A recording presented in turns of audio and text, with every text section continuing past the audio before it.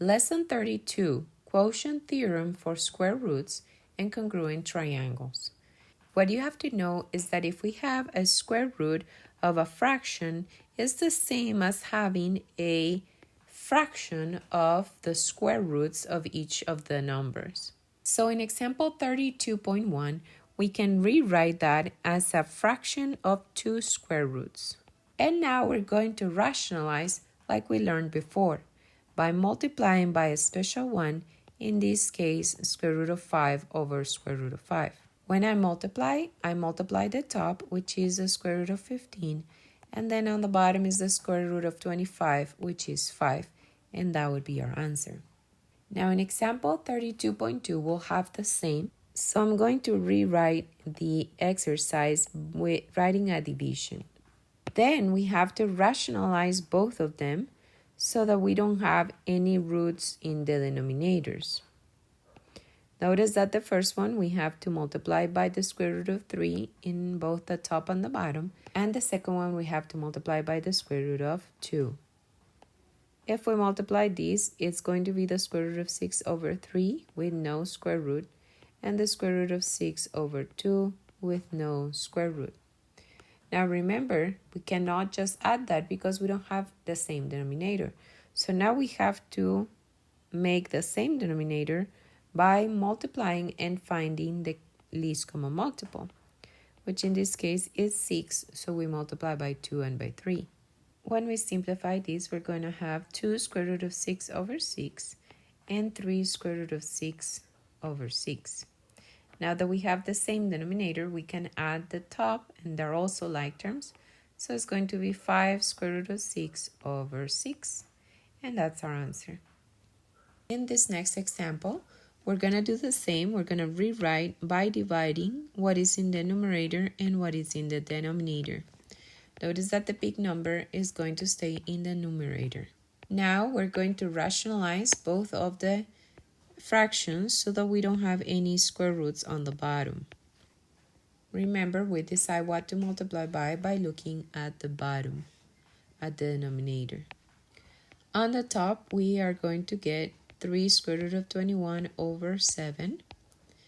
And on the next one, we're going to get 5 square root of 21 over 3. Now remember, we want common denominator, and the common denominator in this case is 21. So I'm going to multiply times 3 so that we get 21 there, and times 7 so that we have 21 there also. So that would be 9 square root of 21 minus 35 square root of 21 over 21. We subtract using the rules of addition of sign numbers, and in this case we're going to get negative 26 square root of 21 over 21, and that would be our answer. When we're talking about congruent triangles, what we have to remember is that they have the same shape and the same size. So the angles have to be the same. So in this case, A is congruent with M, and then B is congruent with N, and C is congruent with O.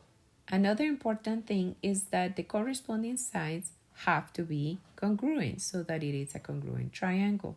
So the AB is going to be congruent with NM. Then the hypotenuse in this case is going to be the same as the hypotenuse here. And the medium side is going to be the same as the other triangle. Now, when we write the name of a triangle that is congruent to another one, we have to make sure that the angles correspond to the other triangle. So since A is congruent with M, we have to start with M. B is congruent with N, so we have to put N, and then C with O, so the last one is O. In example 32.4, we have to find X and M. So what we have to see is which side goes with which. Now notice here we have an easy one, 6 goes with 6. And then the angle that has two lines goes opposite to 12x minus 4. And in this other one is 6x plus 2. So that is the equation I can say. I can say that 6x plus 2 equals 12x minus 4 because they're opposite to the same angle.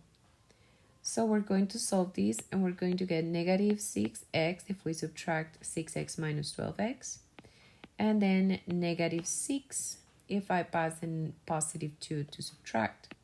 Then I pass the negative 6 to divide and the answer is 1. Now they also ask for us to find m. Now notice that m is the same as 4x plus 1.